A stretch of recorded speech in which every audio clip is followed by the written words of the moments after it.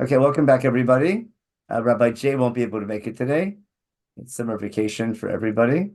So, what I'm doing today is I want to start a new series in with Elul or with September when Elul comes out around the same time. So I want to finish up Melachim in the next 2 or 3 weeks. And again, because Rabbi Helfgott's giving a class on all Sefer Melachim, I don't want to make that thing double. I'm just going to deal with the book as a book. And I want to focus this week and next week on Eliyahu and Elisha, and basically why the book of Kings, smack in the middle of the book, all of a sudden moves its focus to prophets instead of kings.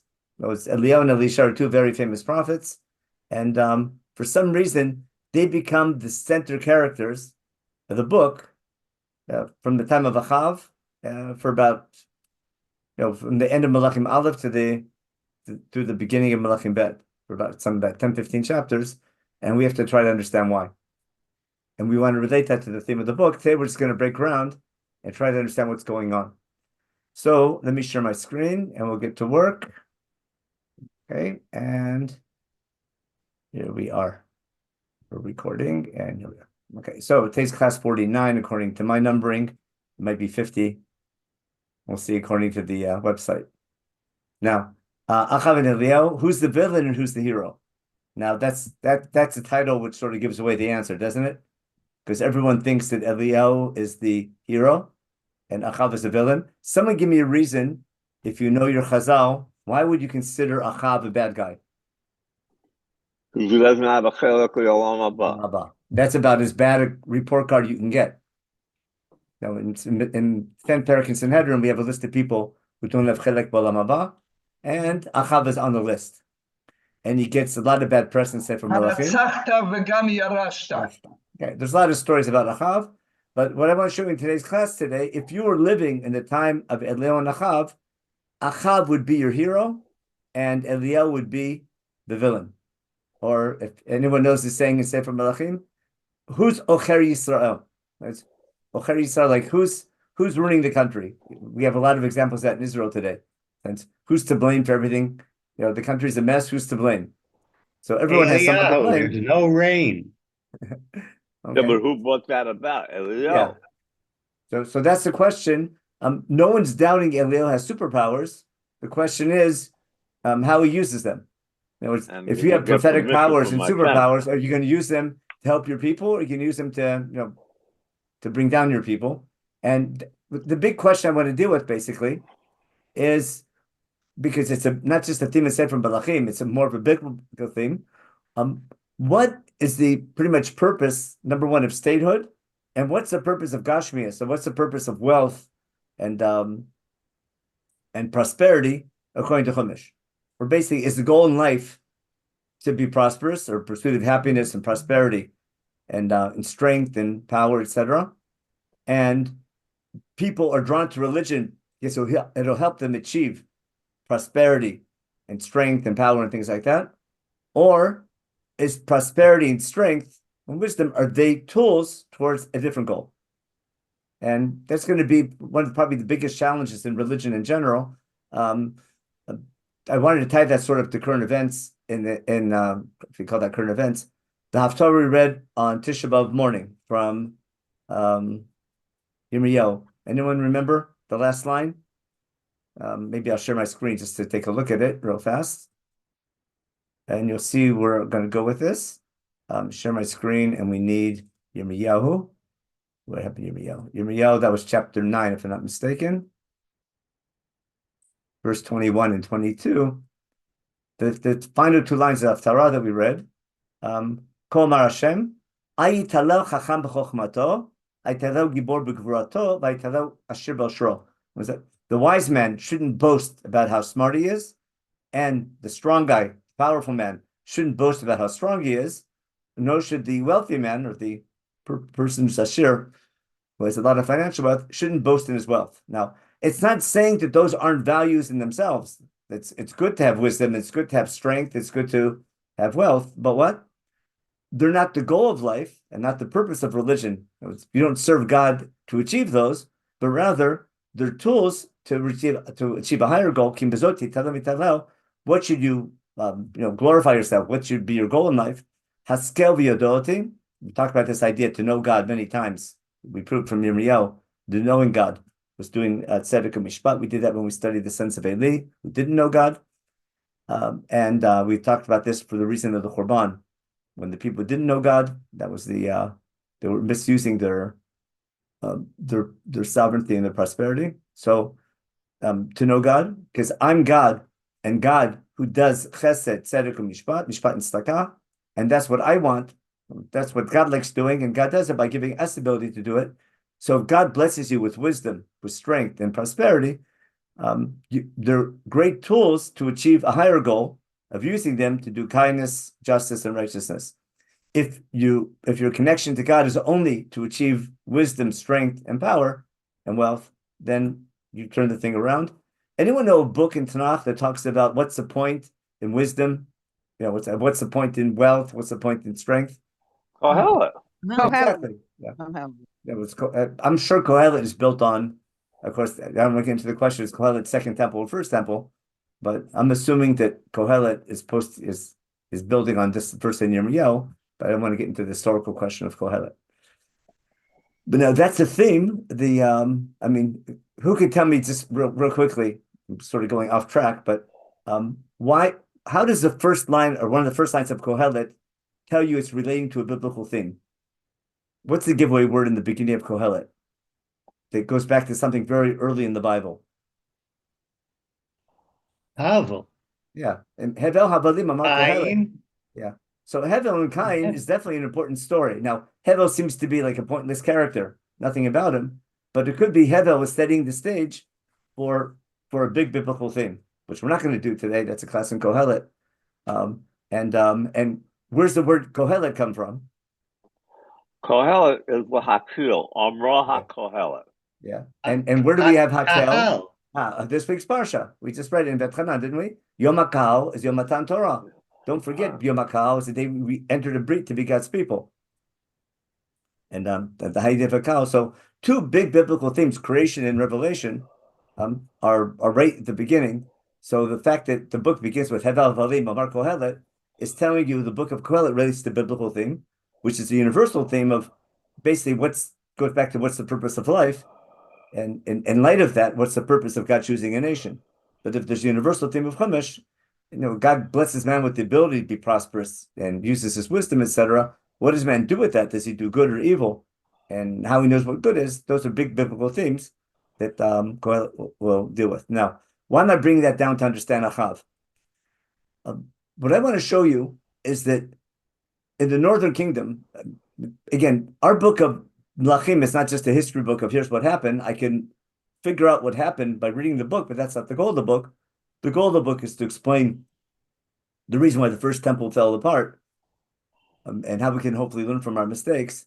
But I want to show you that the Northern Kingdom pretty much begins and almost ends with the focus on prosperity and military strength. Why am I saying that? Remember, I explained that the split kingdom wasn't supposed to be a split kingdom; it was supposed to be a shared kingdom, and God wanted sort of the Beit Hamikdash and the theme of the country, the spirit of the country, the ruach of the country, to be coming with the Beit Hamikdash and Malchut David, to Mishpat and Tzedakah, but share that power, the prosperity, and basically running the country should be done by Ephraim, or basically Bnei Rachel and Bnei Leah should share the power. And Yosef, who's the expert back in Chumash of running an economy and international relationships, the economy should be run by Ephraim and probably the army as well. And let the direction of the country be run by Yehuda, pretty much like the model I try to give you is the way Israel really should be, with a prime minister and a president, someone representing the theme of the country and one actually running the country. So God was hoping a shared kingdom. And again, we talked about how Yerovam didn't want to share that power, or didn't want to be number two in that story. But the revolt itself began as a people's revolt because of too much taxation and too much power. Yehuda centralized too much power, and they weren't able to. Then Yehuda wasn't sharing power and misused that power. God gave it to, hopefully, for Yosef to share it with Yosef, and then Yosef wasn't able to share it, and then we had the split kingdom instead. Now, when you're into economic prosperity and military power, and people don't know how to share it, they fight over it. I want to show you what happens to the Northern Kingdom, how everything falls apart, and it's basically who ends up running the country up north. We have lots of different kings, but it's always usually it's a general doing a coup d'etat, taking power. Now, if you remember how the whole story began, Yerovam was not an army man, but he was definitely a worker. Remember, he was in charge of the working class. He was in charge of the prosperity in the working force. He was representing the economic backbone of the country. We talked to him like a Teamsters union guy. But the power of the country was in its workers and its production. And Yerovam was a powerful man in that structure. Shlomo recognized that. He was a wise man and used them to utilize the workers' power. And then they worked the people too hard, too much taxation, and the people rebelled. So the split kingdom was basically began over economic power. Now, economic power also leads to military power. They go hand in hand. And what we're going to find is Yerovam's kingdom begins to fall apart. They have this terrible civil war. Remember with the Aviyah we talked about? Where been hundreds of thousands of casualties. But who's going to take over? Baasha.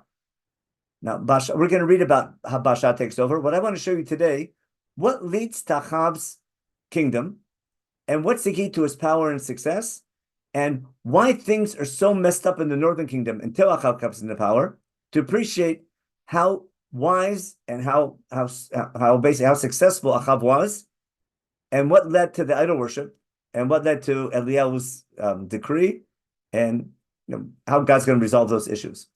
So I'm going to share my screen now and just do what we're doing every week when we do Sefer Melachim. We're going to take a look at the, again, here what was my introduction. Okay, we talked about the opening and closing stories of the book, and now we're going to talk about the middle section of Melachim, and the story, understand the stories of Eliyahu and Elisha, and why the book changed its focus from kings to prophets. And I illustrate this on our little drawing. I circled our time period of Eliyahu and Elisha. They're the prophets. It's as Achav, as there's a terrible civil war between Asa and Baasha, and the beforehand between Yerovam and between the north and southern kingdoms beforehand, and in light of that, Achab rises to power. When Achab comes into power, that's when Eliyahu begins his career. Things fall apart after Achab's family, after Achab's children lose their kingdom, and we have the Yehu's revolt. Yehu's revolt is begun by Eliyahu but finished by Elisha, and everything's going to fall apart because of that revolt. And things will come together again towards the end of Elisha's career. We begin the recovery in the time of Yerovam ben Yoash, or the fourth generation from Yehu. Wait, I don't want to get into all the details, but I want to explain today this what leads to the rise of Achab's power and how bad things were beforehand.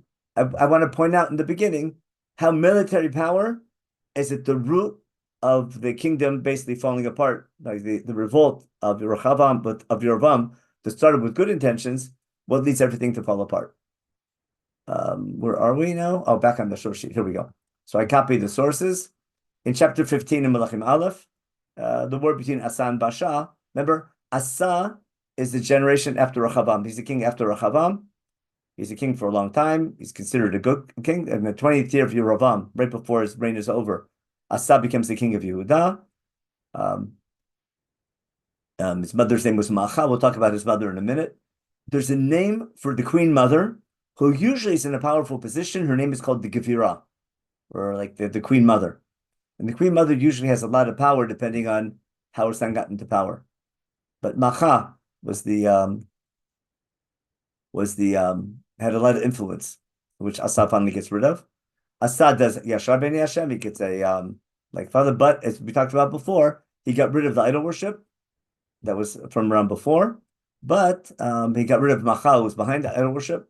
He took her. He got rid of her. He deposed her from her status as the Gevira, as the queen mother, because she did some idol, some image tashira, and Asa cut that down. And the Bamot still couldn't get rid of, but Asa was together with God. We could have proved. I think we used this pasuk to prove that Bamot worship is not idol worship, IDOL. It might have been idol worship, IDLE, but not idol. It wasn't serving another god. It was going to Sefer Melachim serving our God the wrong way, but all through Sefer Melachim until Chizkiyahu, Bamot are everywhere. He's basically trying to get rid of Shtiblach and breakaway meanings. It's just impossible. Now, there's a state of war between Asa and Basha during all their lives, meaning the reason, if I go back up, the reason why the country falls apart, down here, this whole area over here, the reason why it's so bad is because of this state of war between Asa and Basha. We're wasting our resources on the civil war instead of using them to build a strong economy together. Now, during the war, this is a little technical thing, Basha goes to war.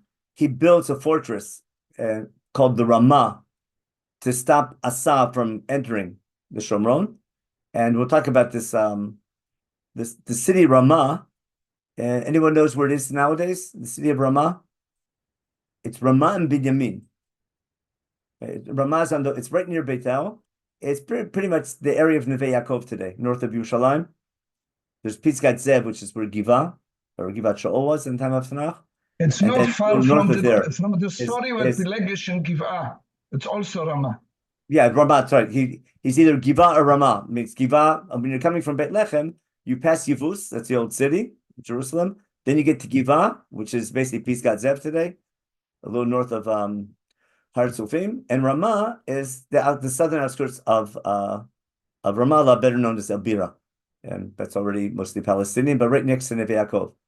Next to that is Beitel, and then we have the border of the northern already with the border of the northern kingdom. So he moves south a little bit to build up the Ramah along the main highway, along Highway 60, which is like the central highway up along the mountain range, and that's going to block Yehuda from coming to the north.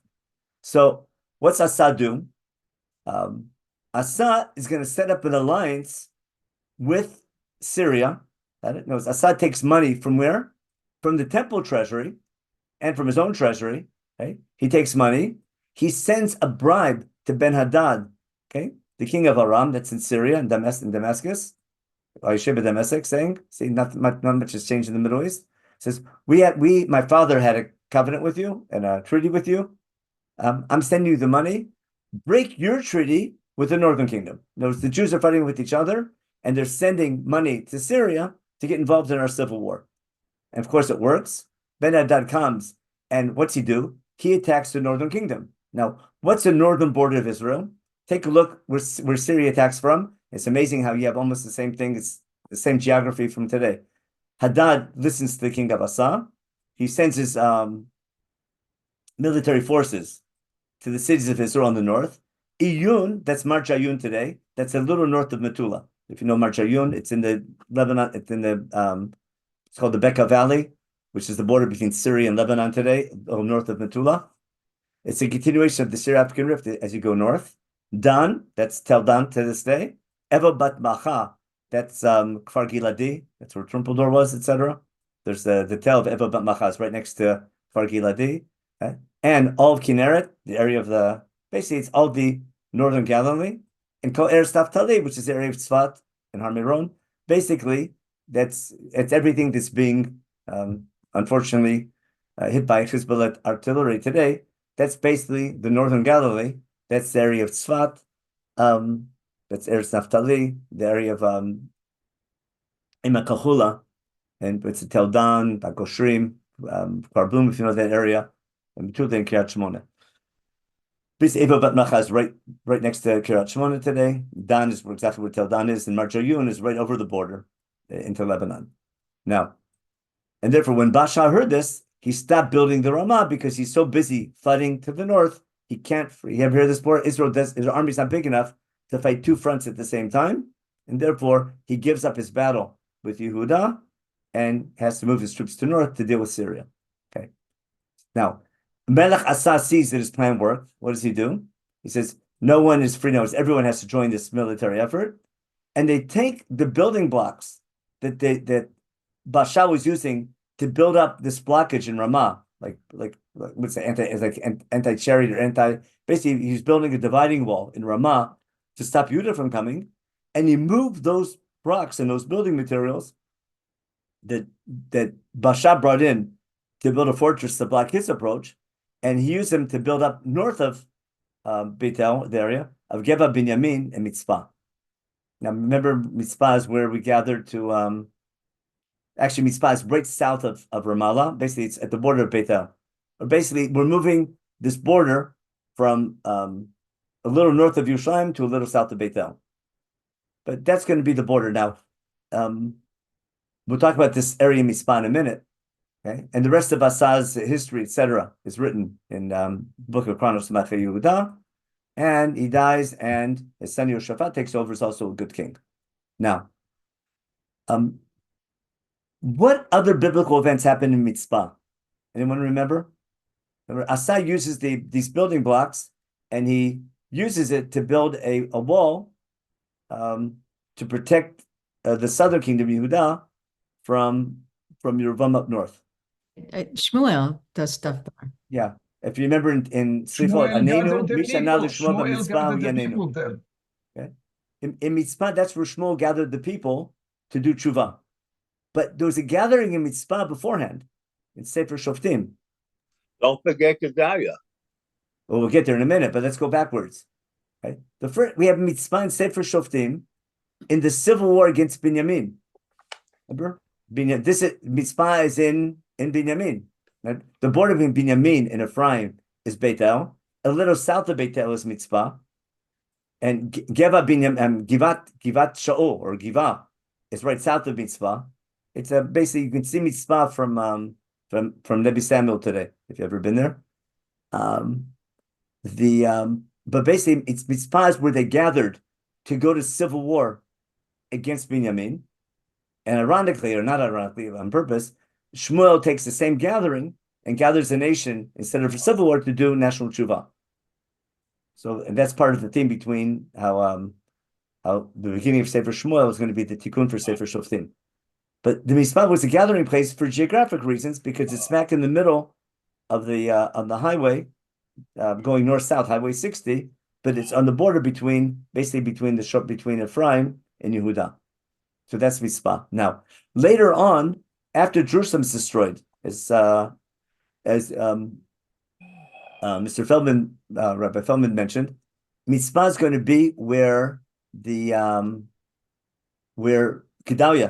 ben Achikam was in charge of the remnants. Remember the Sherita Pleita, who Melech Bavel allowed to stay after the Korban.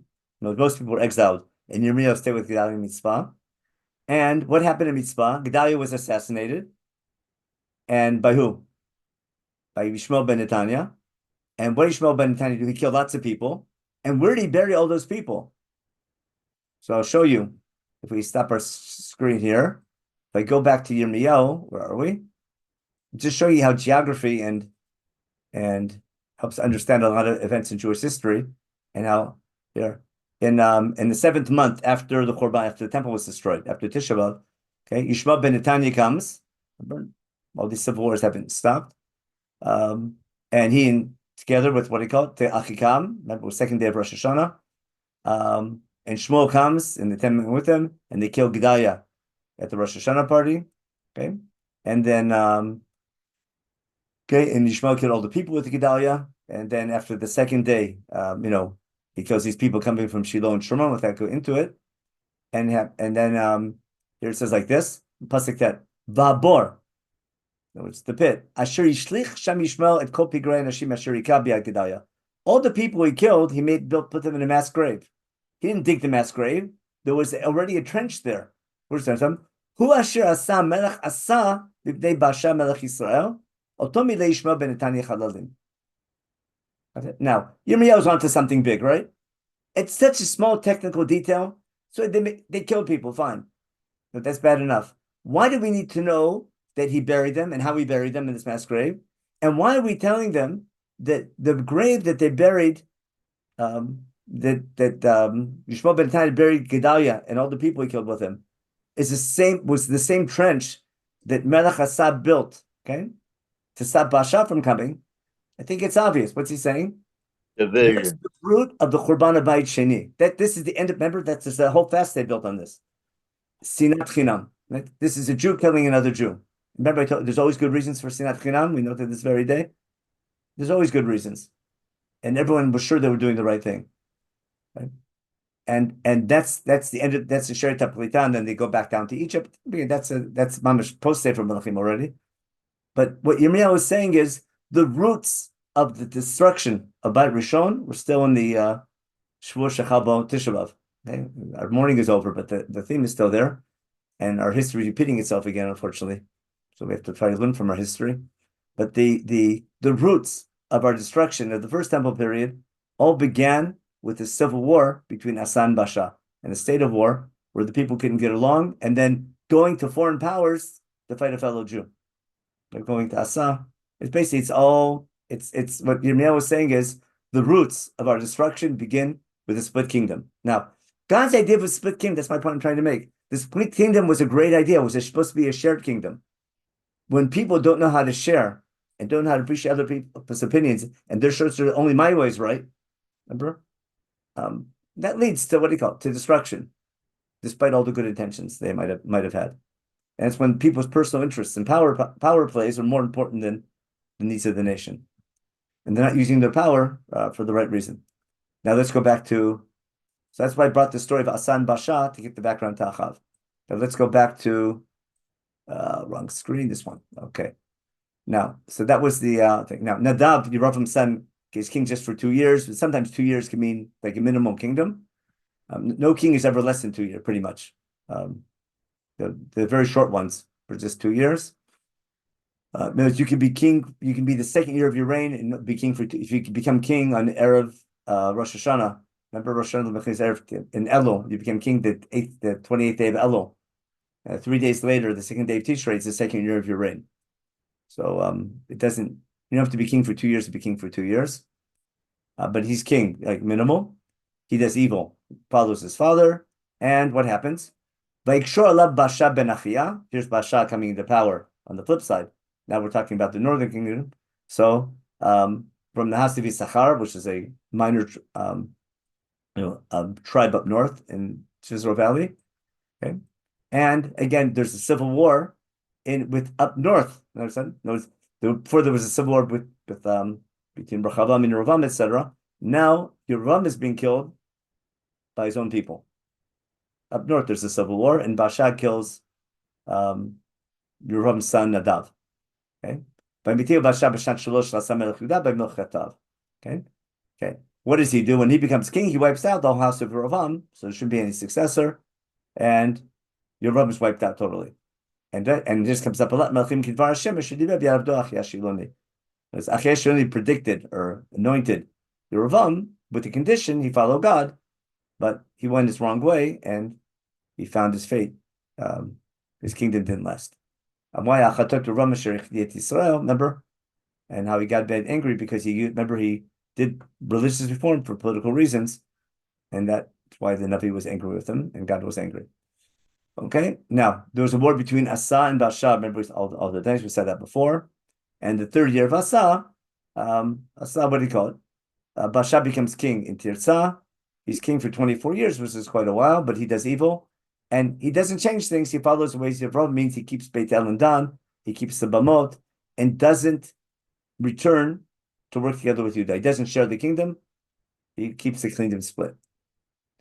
Most likely, the Navi wanted him to share the kingdom, to fix the ways of Ravam and go back, but that he wasn't willing to do. We continue now in chapter 16, and I want to show you now how the coup d'etats go from general to general. Okay. Now, Yeo ben Hanani is another Navi, which we didn't hear before. He tells Basha the following. We see that Basha was appointed by God as well. I brought you up from you were nobody. I brought you up from the minors, and I made you leader of my people of Israel. But you followed the way of Ravam. You were supposed to fix the ways of Ravam, but you let Israel continue to lead Israel astray. Okay, I'm going to destroy your household as well, and that'll be the end of Basha. It's basically he curses Basha that his family will be wiped out, and Basha, and again all the great things he did. He must have been a good man of war. His gevurah that he had. See the word gevurah again? His strength is written in the regular chronicles of the kings of Yehuda, but Sefer Melachim doesn't need to talk about it. Isn't No. this Mida Keneged Mida? Of Gvura, explain what you mean, Asher? Basha destroyed down to the last every single person from the family of Yerovam Yeravam. and Nevat. And therefore, Basha got Mida Keneged Mida. It's not me. It's called the Middle East. Well, no, but he was specific. Yeah, exactly. I'm saying I agree. I in- agree to you 100%. he's going But to that be- that's been on here for his ages. family- You wipe His somebody family's out, going you to be wipe them out wiped out totally. completely. Yeah. You wipe them out, and then he gets wiped out.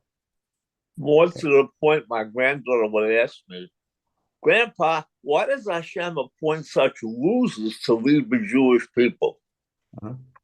That's the famous answer. What's called Pnei Ador Pnei Kelev. The leaders reflect the people. No, it's when people complain about their leaders, the leaders are only a reflection of who voted for them, who put them in power. Now, I told you the line. One of my favorite lines someone told me. When you point your finger at somebody, three fingers are pointing back at you. So now, from now on, I point my hand to people. Now, back to so now it says Gam biad Yehu ben Hanani Hanavi Devar Hashem haya Basha b'tov kol asher asa b'nei lachiso asher yikolto. Okay, now so that's the end of Basha. Now, Eled Mabat takes over again just for 2 years, just like Yerovam's last success was just for 2 years. Who takes over? Vayikshor Lav Abdo Zimri, Sar Machzit HaRechev. Here's another general, right? A big man in the army, taking over the country. Okay? And he's in Tirzah. Of course, he's wild and drunk, like good generals, right? And Zimri comes and kills Basha's son Elah. Okay, and he's king for how long? We'll see in a minute. He sits on his throne for a short time. He destroys the house of Basha again, like Mida Keneged Mida. Lo Yishir Lo Mashtim Bakir. Usually that means even a little kid, remember, who goes to the bathroom on the wall. And basically all his men. But you see all the violence and the coup d'etat going on. Vashmad Zimri et Kol Beit Basha, Kidvar Hashem Asher Diber Biad Basha, Biad Yohanavi. Al Kol Chatot Basha, Chatot Beno Asher Chatu, V'chud, etc. Okay. What happens next? The next year, all during the reign of Asav Yehuda, more trouble. Zimri is king for 7 days in Tirzah, and then there's another civil war in Gipton, okay? And the people get the news out that Zimri's done this coup d'etat, and he killed the king. And the people come and take Omri, who's the head of the army, a different group in the army. Zimri was the head of one part of the army. Omri is a big shot in the army.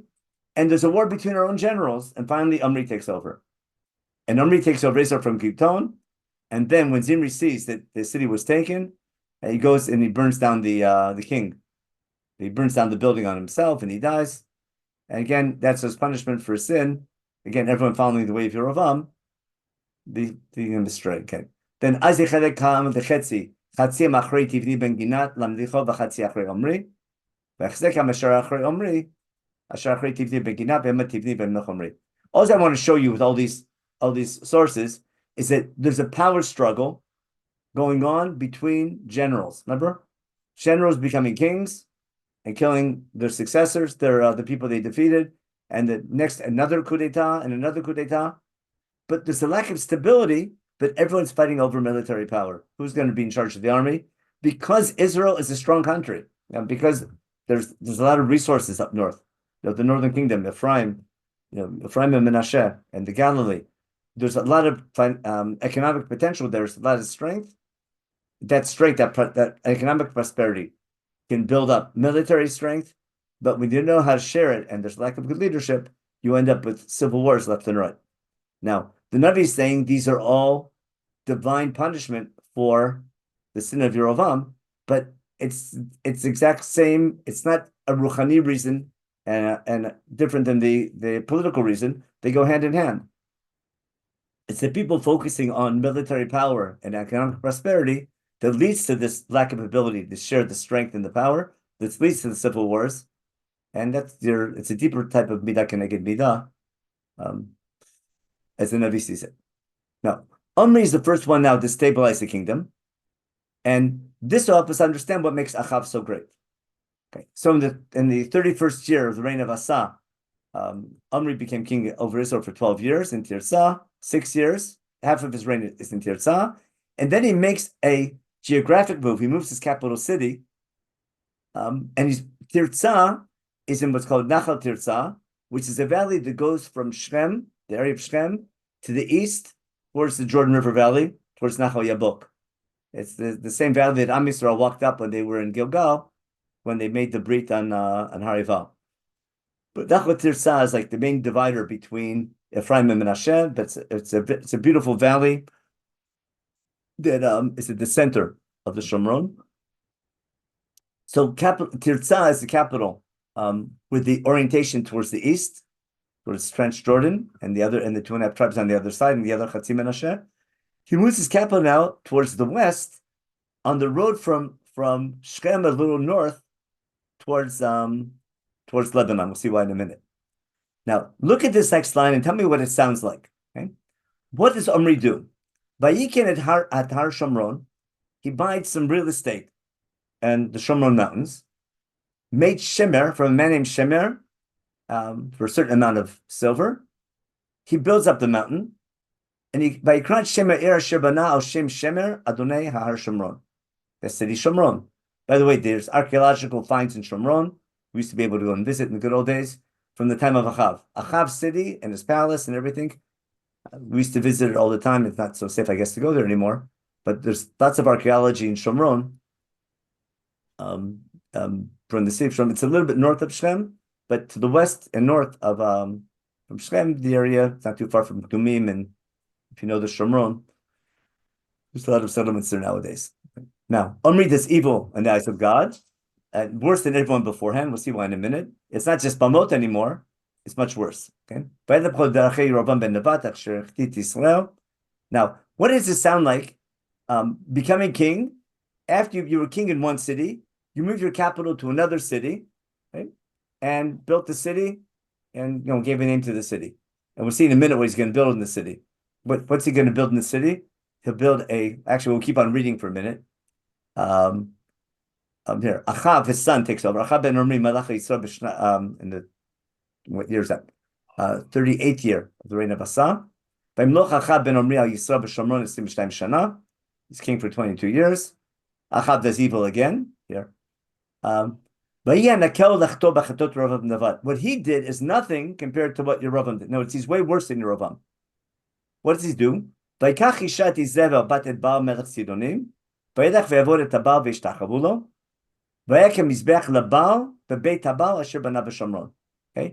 His father built the city of Shomron, and what does Achab build what does Omri's son build in the city of Shomron? It was Omri moves his capital city from Tirzah to Shomron.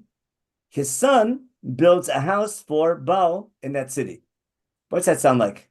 Sounds like David and Shlomo. Okay. David moved his capital from Hebron to Yerushalayim, okay, and made his new capital city, and built a house for God. Shlomo builds a house for God in Yerushalayim. And here I think there's I think it's intentional parallel. The Rebbe's sort of attacking what Achav is doing. Now, what's Achav do? Achav makes an Asherah and a Baal in the city. These are the famous Canaanite gods. Remember, Baal was the rain male god, and Asherah is the female fertility god. You see them in all the museums. Shirley can give you a whole class on that. I'm sure she then or will be doing it. We'll talk about what happens in This is the background to Achav. Now, what's the logic of Achav's policy?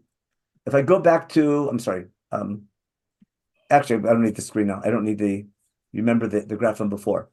Achav is going to unite the country because up until now, the north and the south have been in a state of war.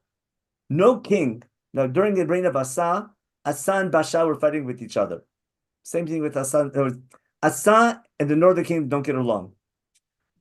Yoshaphat, who's Asa's son, who takes over, Yoshaphat's the king after Asa, he and Achav make a military treaty to the point of cooperation. They basically share their kingdom, but for the wrong reason. They share their kingdom, and Achav's daughter is going to marry Yoshaphat. Remember, they'll have children together, we'll see. it's going to lead to a disaster. But at the beginning of his reign, Achav joins forces with Yehuda. There's the northern kingdom, the 10 tribes, and Yehuda are united. Achav and Yoshvat will see they go to war together. They have family ties. And what's almost ironic is we actually finally have a shared kingdom.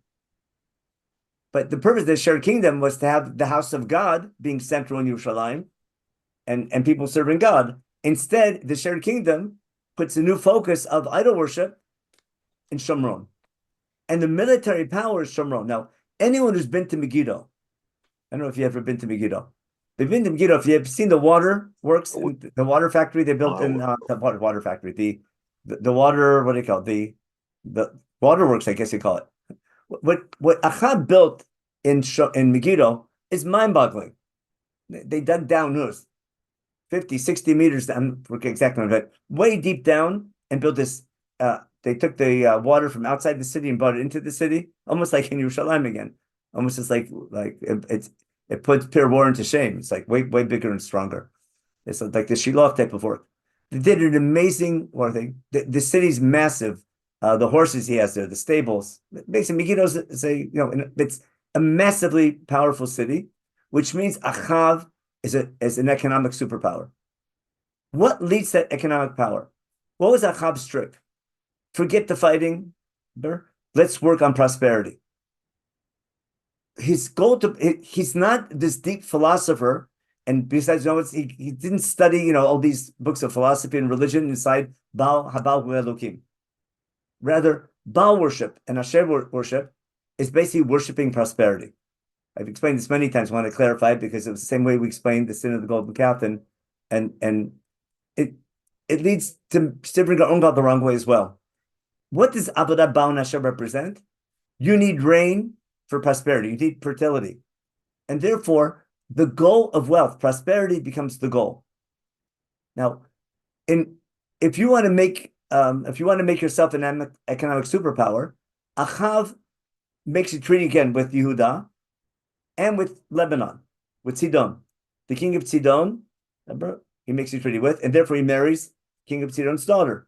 He's no shortage of Jewish wives to marry, but rather his marriage to Izebel, the daughter of the king of Sidon, was for economic reasons. But if there's a price tag Izebel comes with, it's what's called the New Middle East. You want Western help, again, it comes with McDonald's and Hollywood, if you want to take the modern day analogy. You have to share our culture with us. And therefore, together with Izebel comes the so-called 400 Nevi'ei Baal and 450 Nevi'ei Asherah, who come in with this new ideology, or not theology. Here's what we do in the Middle East.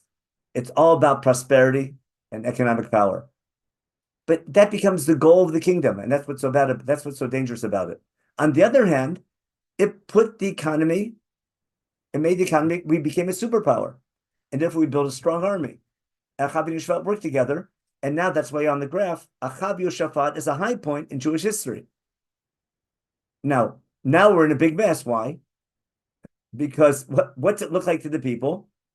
What's the trick to prosperity? Because Avodat Baal works. Yeah. We'll show you the Midrash in a minute. Now, if you remember, let me just share my screen for a minute. So in case you forgot, Sefer Dvarim, one of the biggest themes of Chumash. Let's open up Sefer Dvarim, chapter 29, I think it still is.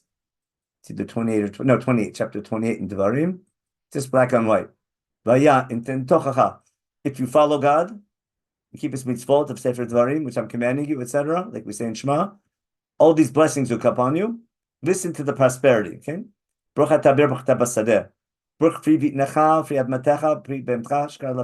That's prosperity. Keep the laws of Sefer Dvarim, all the laws of the Torah, right? And God will bless your fruit in your land, and you'll be wealthy, and you'll have what do you call it? Your produce will be well, your grain, your baking, everything. All your ways will be safe. You'll win your battles against all your enemies, and God will bless your grain baskets, etc. Then any profession you have, okay, that'll make you an Am Kadosh, like he told you. On what condition? Ki tishmor mitzvot Hashem Elokech v'alachta b'drachav. And other nations will see you, that you're related, God's name is related with you, they'll respect you, they'll fear you. And then we go on, and God will open up Otzrat Tovet Hashamayim, Letet Matar Tzcha Bito. That's what people now. If your goal, if you're serving God just to get the rain, that's bad. But if God's saying you build a nation that follows the Torah, building a just and upright society, and sanctify God in your day-to-day life, and then God will reciprocate by giving you the ability to continue to be prosperous, and people see the correlation, that's fine. But Achav achieves the exact same thing by going to Izebel and going to Baal and making this economic, and it worked. Now, who can't accept that? Eliel. Welcome to Eliel. You understand? It's simply not working. And it can't be that for the first time, we have this shared kingdom finally, but the root of success is going to be our treaty with Izebel, and with Sidon and Avodat Baal. Again, Achab's not this big believer in Baal. It's working. And he cares about, that's why Chazal say Achab was Ohev Yisrael, he loved the country. He did it for the sake of the country. Eliel is going to be this sort of religious fanatic. And what's going to happen? He's going to tell the people, no, this foreign culture is bad for us. Now, Izebel, remember, there's B'nai Nevi'im. You'll see, there's lots of B'nai Nevi'im now. B'nai Nevi'im, the way I understand them, those are going to be basically, I guess, Yeshiva Bachrim, or like young religious people guiding the people to follow the Torah. And they're claiming this new economy, this new, new political alliances, they're bad for Israel. They'll ruin us. And therefore, they're trying to fight Izebel and Nevei Baal Nashar. What does Izebel do? She hunts him down. And that's why Izebel is killing all the Nevi Hashem, or cutting off the funding for sure. Now, who helps them? Ovadia, remember? If I'm assuming you know the stories of Eliel. Again, I won't get details. Ovadia is in the government. And he's a firm guy. And what's he doing? He's secretly hiding and funding small B'nai Nevi'im groups against government official policy, but he's, he has his connections in the government. He's the, I guess he's a big shot in the government. He's the deep state. Yeah. But he's helping out on the side. And that's why Ovadia is torn between his allegiance to Achav, remember? But he identifies with Eliel and the Nevi'im. And that's a famous challenge, which we won't get to this week, but this is the background to understand it. Now, what I'm trying to show you is I want to understand why Eliel has to put an end to this. Now, what's Eliel doing? And I'll read the next line, and I'll show it to you the famous Midrash, and then we'll have to finish. I have to leave on time today. Where are we? The last two lines. Biyamav. Here, this is Achav das Yashar, etc. During the reign of Achav, Chiel Beit Eli, the big shot, I guess, in the capital city, he rebuilds Yericho. Got it? Now, by chance, why is Yericho a big city? It's important for trade, etc. You're building this big empire. Yericho is an important city. He rebuilds the city of Yericho. When he began the construction project, it just by chance, Abiram, his oldest son, died. It was a building accident, whatever it was. And when they finished the building project of it, it just so happened that his youngest son, Skov, what do you call it? When they put up the mezuzah on the door, etc. When they finished the door at the dedication ceremony, right? His youngest son died, just like Yeshua cursed. Now, what does Chazal say? What's the next line? Eliel says, Eliel comes out of nowhere. I heard this from David Foreman. I'm not sure. It's called Tishbi is only mentioned here. The city of Tishbi. They put him somewhere in the Galilee from the Gilad. What's Tishbi backwards? Yavoshet, Yabeshet, right? Like drying out the ground. So he thinks that Tishbi is wordplay of what Eliel did to dry, like Ad Yavoshet Tamaim, like the flight, like remember after the flood, the water dries out, because there's no other mention of the city Tishbi. They said it's in the Gilad, but no one ever found the city. It's never mentioned the city before. So but it's just, I thought it was a great word of his. I'm not sure if it's right, but it's definitely ingenious of, Yabeshet or Yavoshet backwards. Anyway, so he's from the Gilad. He says he swears in God's name. Now, whose idea was it? Was it Eliel's or God's? It seems like it was Eliel's idea. Okay, yeah. Asher means he's in the service of God. Okay, if the next couple of years there'll be rain until I say so. Now, what's he hoping for? Okay, he wants to keep Israel strong. He wants to surgically get rid of Izeva. You follow? In other words, he wants to break the correlation between the economic prosperity and our treaty with Izeva. He says, you know what? I'm going to stop the rain until people realize that Baal doesn't bring rain. Only God brings rain. And that's exactly what he does, right? To do that, what's he need to do? He has to do something drastic. He stops the rain. People die. The economy falls apart. And therefore, and he said he's doing it. And therefore, he becomes public enemy number one. We'll see later on. Achav, we don't have time. I'll show you the psukim. I'm sure you've seen them. Achav tells Avadia, or Avadia tells Eliel, that my boss, Achav, sent a what do you call it? What do you call when you have the a warrant, international warrant, arrest warrant, international, there's a word for it. What's the word for it when you put an international arrest? You want someone arrested. There's a criminal on large. I forgot the word for it. All points bulletin. Yeah, something, whatever it is. But he put out a bounty on his head. Yeah, I said that he's made all the kings who he has alliances with, I think 22 different kings, he made them swear that you bet if you see Eliel, turn him in. We'll see that later on. In other words, he wants Eliel killed. Why? Because Eliel has superpowers. And he's running the country. Again, no one doubts Eliel's behind this. Eliel says he's doing it, and it's working. His curse came true. What are they saying? Eliel, if you're a rabbi, use your superpowers to help the people. Don't use it to kill people. Now, is there going to be a Navi later on who uses his superpowers to help people and brings water and brings prosperity? That'll be, Elisha will be exactly the opposite. You follow? Eliel brings death and fire. Eliel is always fire, Elisha is always water. But Eliel stopped. Now, his goal is great. You follow? He has a grand goal, but in the eyes of the people, everything was going great until this fanatic religious guy comes and ruins the country. And that's the question, who's ruining the country? It's Misa Ocher Yisrael. And that's between Eliel and Achav. Now, Eliel doesn't want to get rid of Achav. He wants, because Achav's a great popular leader, he wants him to get rid of the Shiksa, basically. I hope I didn't say that right. I hope that was publicly correct. But get rid of Izeva. Got it? Get rid of Izeva and the problems will be solved. And that's his goal. How is he going to do it? I want to prove that Hashem hu Elokim and not the Baal.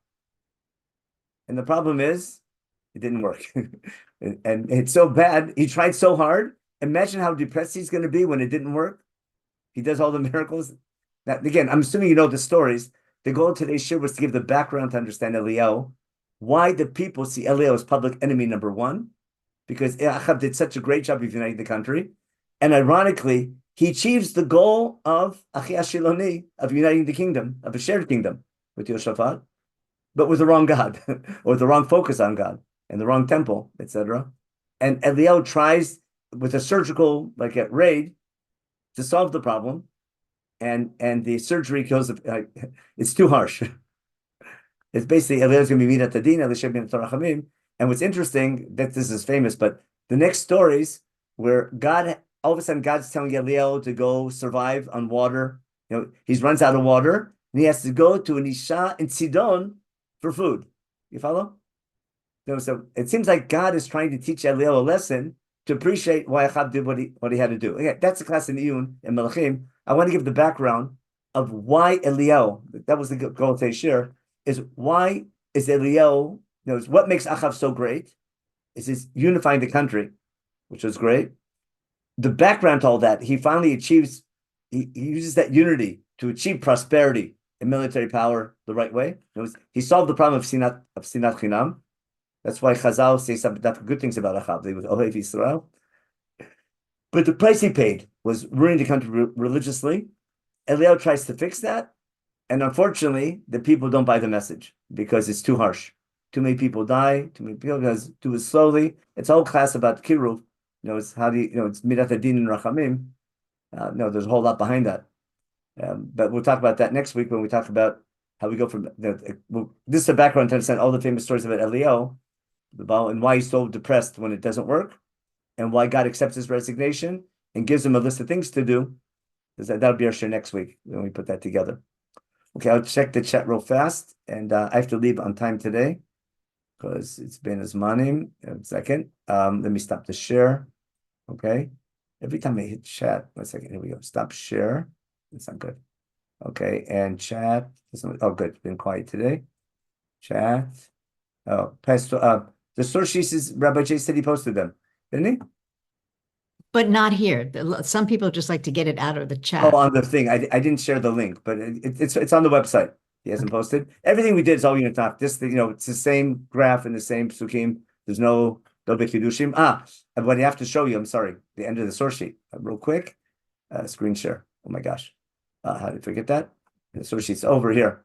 The topics instead from Menachem, I guess we'll start with this next week. The first 16 chapters are all about kings, right? Starting in chapter 17, the focus will be now on Eliyahu in his relation with Achav. And Menachem Bet will be Eliyahu and the death of Achav's sons, and then the transfer of Eliyahu to Elisha, then all these stories about Elisha. And we get back to Menachem in chapter 10 of Menachem Bet. So you have 6 chapters in Menachem Aleph and 9 chapters in the beginning of Menachem Bet, which focus more on Eliyahu and Elisha than they do on the kings. The kings are involved, but they become central. And the goal of today's year was to show what's the need for this centrality? What's Eliyahu doing? Why is Eliyahu such an important character? What leads to his decree of stopping the rain? And next week we'll start with the famous midrash when Eliyahu and Achav meet at the Shiva call at Vichel Beit Eli, about with the shoes. We'll do that next week. That famous midrash. I just remind you for those who don't remember. He tells him, all the big dolim meet at Shiva houses. So Eliyahu goes to Vichel Beit Eli, and Achav is there, and Eliyahu sneak outside, waiting for mincha, or waiting for other people to get up and clear their seats. So Eliyahu sort of smiling, see what happens when you don't follow God. And then Achav asks, who's greater, Yeshua or Moshe Rabbeinu?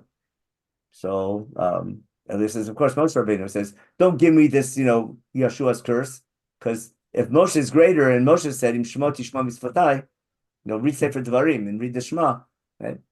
And he says, look, we've been following Baal. I get this whole house for Baal in my capital city, and it's my boots are full of blood. There's so much rain. We've never had it so good, our economy. And what's Eliyahu say? Right? Hi Hashem, I'm stopping the rain. So that midrash is just right on the mark. It does everything about I was trying to give the background to what leads to Eliyahu's decision to stop the rain, and why everyone hates him, basically, and how God's going to try to teach Eliyahu a lesson, and how God's going to achieve. Next week we'll see how God's going to achieve the exact same goal that Eliyahu wanted to achieve in a slower, in a more. We'll achieve the same goal. It'll just take 20, 30 years instead of 2 or 3 years. Right, so that'll be next week's share. We'll stop here. And everyone have a good week. And hopefully we'll have better news this week than the weeks past. Okay. Shabbat tov to everyone, and enjoy your summer vacations if you're on the Northern Hemisphere. Wait, stop the share. Okay. Ta-da. Okay, bye-bye. It's happy Tu B'Av. Thank you. Bye-bye.